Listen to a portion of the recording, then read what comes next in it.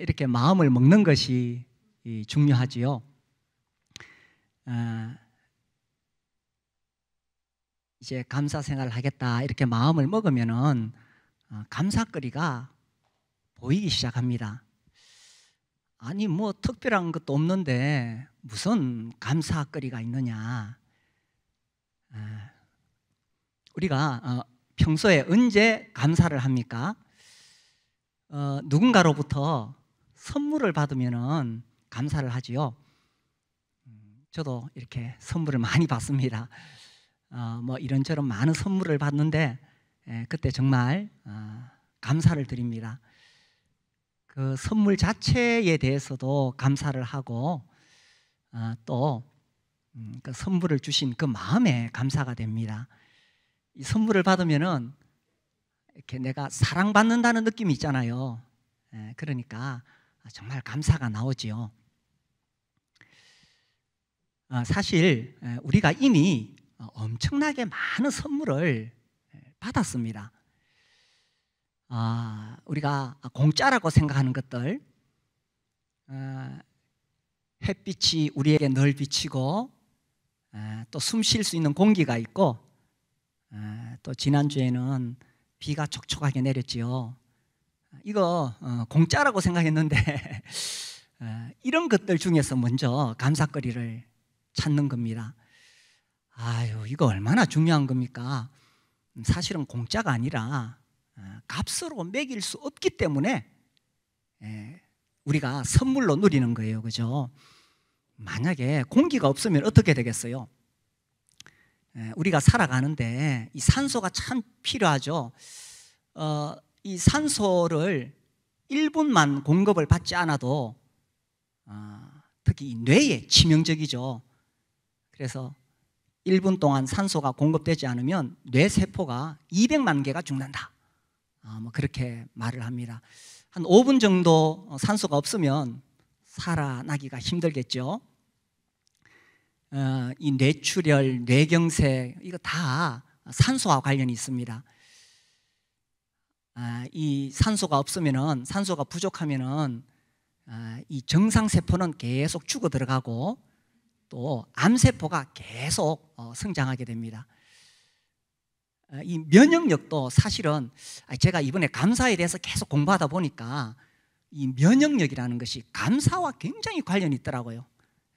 우리 몸에 늘 암세포가 있는데 감사하면 이 면역력이 강해지기 때문에 암세포가 힘을 못 쓰는 거예요. 산소도 마찬가지고 감사도 마찬가지고 햇빛도 그렇죠. 햇빛이 부족하면 불면증, 뭐 우울증 이런 거 오잖아요.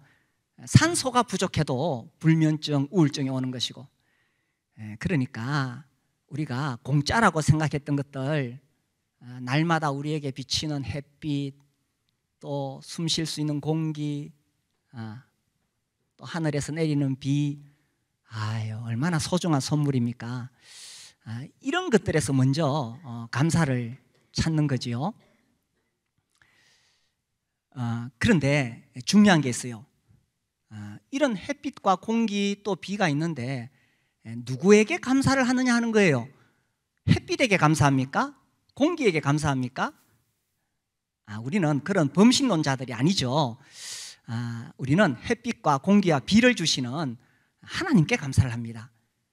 우리가 오늘 사도행전 17장 25절 읽었지요.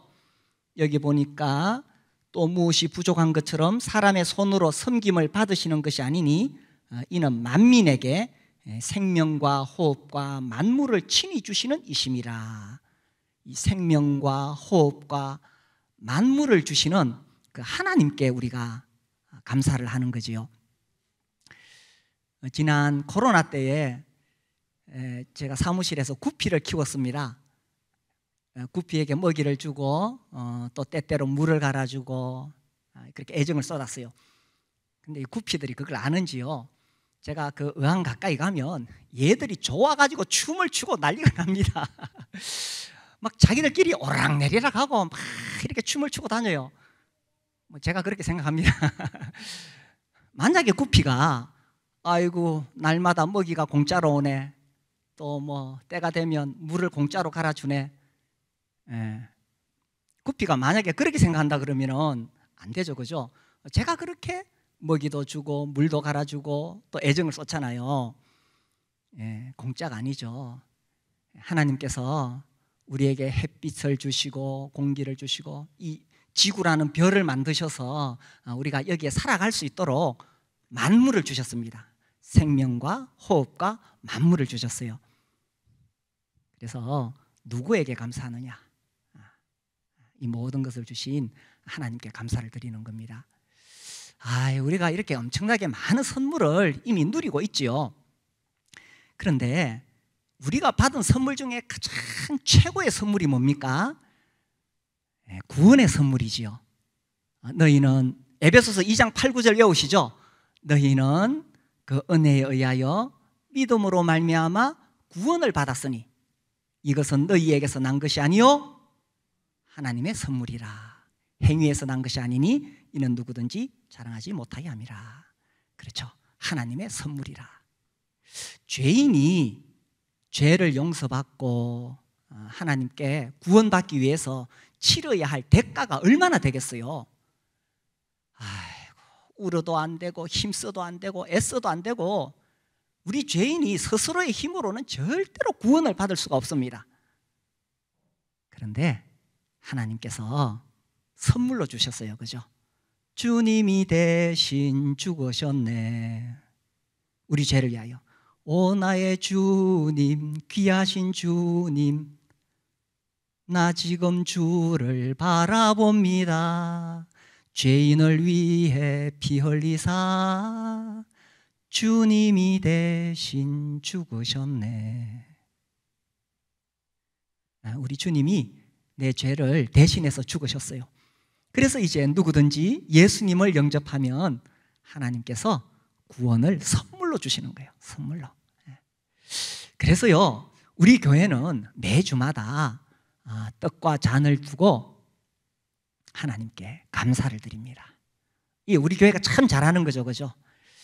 하나님께서 나를 구원해 주신 건 너무 고맙고 감사해서 매주 이 떡과 잔을 통해 우리 주님이 그 몸이 찢기시고 피를 흘리신 것 우리가 생각하며 감사를 드립니다. 찬양을 드리죠. 그래서요, 우리도 이 떡과 잔 앞에서 구피처럼 춤을 춰야 안 되겠어요? 구피는 제가 가면요, 그때 막 얼마나 신나게 자기들끼리 막 놀고 춤을 추고 그런지 몰라요. 하나님께서 우리에게 구원의 선물을 주셨는데 우리도 떡과 잔 앞에서 우리를 구원하신 하나님께 정말 춤을 춰야 되겠죠. 혹시 아직 이 구원의 선물을 받지 않으신 분이 계십니까? 우리 중에 그런 분이 계시면 하나님께서 이 구원을 선물로 주세요. 그래서 꼭 받으시게 되기를 바랍니다. 그래서 이 감사의 출발점, 어디서 출발하느냐? 그동안 공짜라고 생각했던 것들, 그것이 공짜가 아니에요. 하나님의 선물이죠. 그래서 하나님이 나에게 베풀어 주신 이 선물로 인해서 감사하는 것, 여기서 감사거리를 찾는 겁니다. 두 번째로 우리가 일상생활에서 당연하다고 생각하는 것들에서 감사거리를 찾는 거죠. 이게 우리가 너무 당연하다고 생각하니까 이 감사를 할 필요가 있다고 전혀 생각해 보지를 않았어요. 그거 뭐 당연한 거니까. 오늘 아침에 눈을 떴잖아요. 그거 당연하니까 이거 뭐 감사할 게 있나? 이렇게 생각하시죠? 그런데 이번 주에 눈을 뜨지 못하는 수백만 명이 있다는 사실입니다. 그런데 나는 오늘 아침 눈을 떴어요. 소포클레스 이야기를 소개해드렸죠. 당신이 헛되이 보낸 오늘은 어제 죽은 그가 간절히 바라던 내일이었다. 그렇죠. 아마 억만장자가 있다면 수천 금을 주고서라도 생명을 연장하고 싶었을 거예요. 안타깝지만 그는 어제 눈을 감았습니다. 그런데 우리는 아침에 눈을 뜨게 된 거예요. 이것이 당연한 것이 아니라 하나님의 은혜라는 것입니다. 오늘 숨을 쉬는 것, 은혜라는 거죠. 이게 내가 스스로 숨쉬고 살아가는 거 아니에요. 사도행전 17장 찾으셨죠? 28절에 보시면 우리가 그를 힘입어 살며 기동하며 존재하느니라. 우리가 그를 힘입어 살며 기동하며 존재하느니라. 우리의 존재 자체가 내가 스스로 살아있는 거 아니에요. 하나님만 스스로 있는 자지요. 모세가 하나님께 하나님이 어떤 분이시라고 전할까요? 하나님 말씀하시기를 출애굽기 3장에서 나는 스스로 있는 자니라. 하나님만 스스로 있는 자이고 우리 모두는 스스로 있는 자가 아니에요. 하나님을 의존해서 우리가 하나님을 힘입어 살며 기동하며 존재하느니라. 그러니 오늘 아침 눈을 뜬 것, 지금 숨을 쉬고 있는 것 뭡니까? 당연한 것 아니라 은혜였어. 주님 감사합니다. 이 당연한 것들 중에서 우리가 감사할 거리가 얼마나 많아요. 우리 이 시간 고백해 봅시다. 주님 오늘 눈을 뜬 것 감사합니다. 시작. 지금 마음껏 숨 쉴 수 있는 것 감사합니다. 진심으로 고백하신 거예요? 아유, 감사하죠. 당연한 것이 아니라 하나님의 은혜라는 것입니다. 당연하다고 생각하죠. 이제 집에 우리가 들어가면은 전기가 들어오고 또 뭐 수도꼭지 열면은 물이 콸콸 쏟아지고 음식이 있고 음식을 보관할 수 있는 냉장고가 집집마다 다 있죠. 당연하다고 생각했으니까 감사하지 않고 살아왔잖아요. 근데 우리 지금 평생 감사 책을 읽고 있잖아요. 그 책에 보면 이런 말이 나옵니다. 지금 당신의 집에 전기가 들어온다면 세상에 전기의 혜택 없이 사는 20억이 넘는 사람들보다 감사해야 한다. 감사한 일이에요. 집에 식수시설이 되어 있다면 그렇지 못해서 아무 물이나 마시는 10억이 넘는 사람들보다 감사할 이유가 있는 사람이다. 우리 왜 TV에서 보잖아요. 막 그 꾸중물 마셔가지고 막 속에 기생충 생기고 병 들어가는 모습들. 하루 1,000원, 이 책에는 1,000원인데 1달러가 본래 1달러 1,000원 이상으로 생활하고 있다면 1,000원 미만으로 살고 있는 12억 명의 사람들보다 또 하루 한 끼라도 따뜻한 음식을 먹을 수 있다면 8억 명의 영양실조로 고통받는 사람들보다 감사할 이유가 있는 사람이다. 당연하다고 생각했는데 우리가 참 좋은 나라, 우리나라 좋은 나라 대한민국에 태어나게 하셔서 하나님께 감사하죠. 만일 당신의 냉장고에 음식이 있고 당신의 몸에 옷이 걸쳐져 있다거나 잠을 잘 수 있는 집이 있다면 이 세상 사람들의 75%보다 더 감사할 이유가 있는 사람이라. 아이고 우리 부자네요. 당신의 은행에 그리고 지갑에 약간의 돈이 있고 어딘가 작은 접시에 동전을 모아 놓았다면 우리 동전 예사롭게 생각하고 그냥 집에 막 돌아다니잖아요. 그렇다면 이 세상의 8% 안에 드는 감사할 이유가 있는 부자이다. 아유, 이렇게 부유한데 왜 우리는 감사하지 않으며 살았을까요? 그래서 감사의 출발점은 이 감사거리를 찾아내는 데 시작하는 거예요. 저는 이제 오후에 한 번씩 여기 금호강변을 거닐어요. 저기 가보셨어요? 막 교회에 왔다가 집에 가기 바쁘신데 밑에 굉장히 잘 돼 있습니다. 금호강변에. 이제 제가 뭐 책을 보니까 앉아 있는 것보다 걸으면 우리 뇌가 훨씬 더 활성화된대요. 저는 걸으면서 기도도 하고 뭐 교회 사역도 이렇게 구상을 하고 또 설교 준비도 하고 그래요.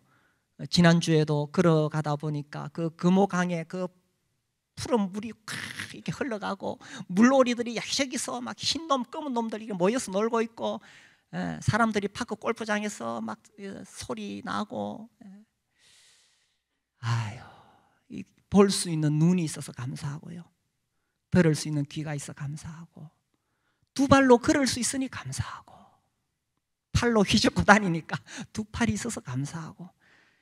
이 당연한 거지. 그게 뭐 감사거리냐? 당연한 것에서 감사거리를 찾는 거죠. 지선아 사랑해라는 책으로 이지선 씨 잘 알려져 있죠. 제가 오래전에도 소개해드렸는데 23살 꽃다운 나이에 교통사고로 화상을 입어서 완전히, 그렇죠? 3도 화상으로 완전히 몸이 불타버리잖아요. 아유, 그 아가씨가 이렇게 나중에 이렇게 말합니다. 손가락 한마디 한마디가 얼마나 소중한지, 손톱 하나하나가 얼마나 유용한지 알게 되었다. 속눈썹이 없어지고 나니 이마에서 땀이 나면 그것이 그대로 눈으로 들어갔다. 그래서 눈썹 하나도 다 이유가 있었음을 알게 되었다. 원숭이가 진화돼서 사람 된 거 아니에요. 하나님께서 사람 만드실 때 이 눈썹을 끄은 것도 다 이유가 있다는 사실입니다. 그런데 우리 모르고 살았죠. 눈썹이 얼마나 감사한지. 귓바퀴가 작아지니 머리 감을 때 귀에 물이 들어가고, 이런 생각 저도 한 번도 안 해봤어요. 머리 감을 때 제 귀에 물이 안 들어가는데 이 귓바퀴가 화상을 입어서 작아지니까 물이 들어가고, 손마디 사이에 주름이 없으니 손가락을 구부리기조차 힘들어졌다. 사고 전에는 몰랐던 작은 것 하나하나의 소중함을 깨닫고 매일매일 감사하게 되었다. 우리가요, 있을 때 모르죠. 잃어버리고 나서야 그것이 얼마나 소중한지 알게 됩니다.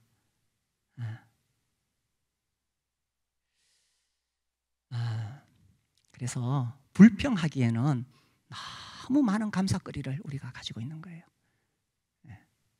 그런데도 감사하지 않는 것은 뭐겠습니까? 죄지요. 그래서 우리가 이렇게 많은 선물을 받았어요. 그렇죠? 이렇게 많은 하나님의 은혜를 이미 받았습니다. 우리는 뭔가 또 더 새로운 것을 받아야, 더 축복을 받으면 감사할 거라고 생각하는데, 감사의 출발점은 공짜가 아니라 하나님의 선물이라는 것을 깨닫고, 당연한 것이 아니라 하나님의 은혜라는 것을 깨달을 때에 여기서 감사거리는 무궁무진하다는 것입니다. 그래서 참 감사한 일이죠.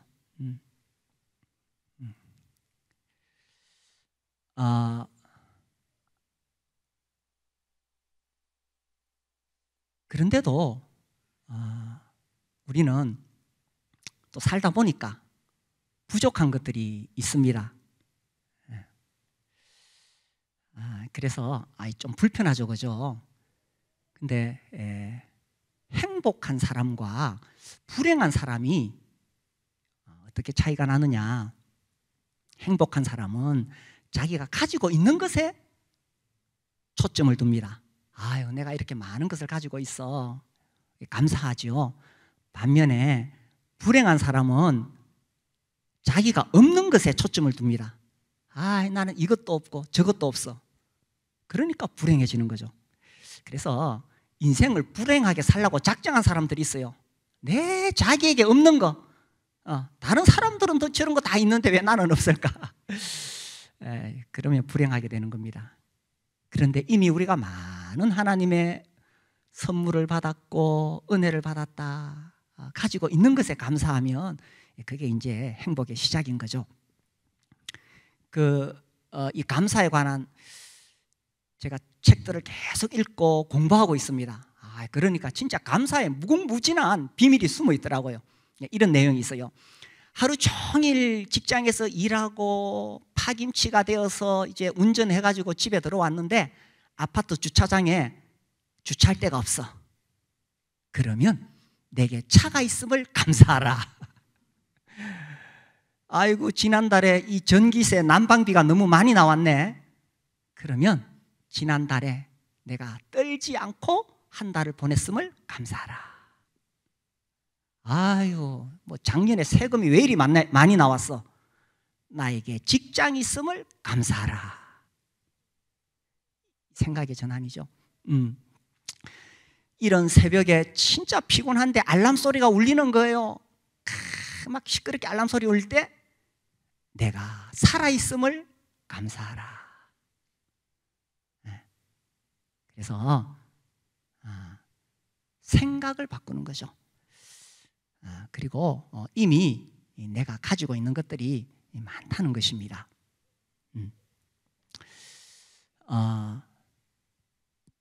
그래서 부족함 중에서도 감사거리를 찾아내는 것입니다. 내가 뭐 없는 거 자꾸 생각하고 불편한 거 자꾸 생각하면 불행해지는 거지만 부족함 중에서 감사거리를 찾아내는 거예요. 그 이지선 씨 이야기를 계속하면요. 아무튼 뭐 이 아가씨도 대단하지만 그 어머니가 참 또 훌륭하세요. 이 사고가 났을 때에 그 어머니가 지선아, 그래도 감사거리를 찾아내보자. 하루에 한 가지씩 감사하자. 이렇게 이야기를 했어요. 사실 이거 23살 꽃다운 아가씨가 이 지금 화상으로 얼굴이 다 이게 망가졌어요. 남자도 아닌, 그죠? 얼굴이 다 망가지고 온몸에 이게 화상인데 이게 살고 싶겠어요? 차라리 죽는 게 낫지. 살 의욕 자체가 없는 거예요. 근데 살 의욕이 없으면 병원에서도 살릴 수가 없습니다. 계속 수술을 해야 되는데 그 수술하는 과정이 얼마나 고통스럽고 힘들겠어요. 그걸 다 이겨내야 되는데 그 어머니가 감사거리를 찾아내자. 그래서 이렇게 감사거리 찾아내요. 매일 하루 한 가지씩 감사한 것을 찾자고 생각했다. 짧아진 손가락이지만 내 힘으로 숟가락질을 할 수 있었던 날에 감사했다. 계속 수술하다가 이제 손 기능이 많이 회복되었는가 봐요. 오늘 숟가락질 다 하셨죠? 엄지손가락으로 환자복 단추를 채울 수 있어서 감사했다. 우리는 당연했는데 손가락 있는 것이 얼마나 감사하냐. 문고리를 잡고 문을 열 수 있어서 감사했다. 그렇게 매일매일 감사했다. 그렇게 습관처럼 하루에 한 가지씩 감사할 것을 찾으며 버텼다. 죽고 싶었겠죠. 그럼에도 불구하고 포기하지 않고 좌절하지 않고 또 막 억지로 막 어떻게 막 그냥 목숨만 연장한 게 아니에요. 이 아가씨가 나중에 이제 미국의 UCLA까지 가서 박사학위까지 받고 옵니다. 아주 당당하게 살아가고 많은 사람들에게 꿈과 희망을 주는 그런 사람으로 살아가고 있고 아무튼 아주 대단한 인물이죠. 그런데 그 화상 입은 후에 수술하고 그 고통 가운데 그녀가 살 수 있도록 했던 그 원동력이 뭐냐? 감사거리를 찾은 거예요. 다 잃어버렸다고 생각했는데 그래도 남아있는 것들 중에서 감사거리를 찾아내는 거죠. 우리가 살다 보면 내 인생 실패했다 이렇게 느껴질 때가 있습니다. 다 잃어버렸구나. 재산도 날아가고 나와 가깝게 지내던 친구도 멀어지고 다 잃어버렸다고 생각될 때가 있죠. 정말 죽고 싶을 때가 있습니다. 살아갈 어떤 희망이 보이지 않습니다. 어떻게 그런 때가 있었는가요? 그때는 정말 죽고 싶고 그냥 내 인생 끝났으면 좋겠다고 생각합니다. 이생망이라고 하죠. 그런데 그때도 아직도 나에게 남아있는 것이 있다는 거예요. 아직도 남아있는 것들 중에서 감사거리를 찾아낼 수 있으면 그러면 거기서 살아갈 힘을 내게 된다는 거죠. 그래서 아직도 내게 뭐가 남아있는가. 부족함 중에서도 아직도 내게 남아있는 것들, 그걸 보면은 우리가 불행이 아니라 행복해질 수 있고 그걸 찾아내서 감사하면은 우리가 살아갈 힘을 얻을 수가 있다는 사실입니다. 이런 것을 생각하면 딱 떠오르는 인물이 있어요. 유태영 박사님. 제가 자주 소개해 드렸죠. 혹시 기도 인생 책 안 보신 분 계세요? 그 책은 꼭 보세요. 이분이 많은 책을 쓰셨는데 그 다 보면 다 좋아요. 특히 청년들이 보면 다 좋아요. 뭐 나는 언제까지나 꿈꾸는 청년이고 싶다. 뭐 하여튼 뭐 책을 많이 쓰셨어요. 그 중에 제가 보니까 기도 인생이 제일 짧고 잘 요약이 돼 있어서 최소한 이 책은 꼭 보셨으면 좋겠어요. 이 유태영 박사님 생각하면 이분이 처음에 그 예수님 만날 때 그 장면이 저는 늘 떠올라요. 5학년 때부터인가 하여튼 교회를 다니게 되고 그때부터 새벽 기도를 계속 다닙니다. 근데 이제 그 시골 교회에 전도사님이 예수님이 왜 십자가에 죽었느냐?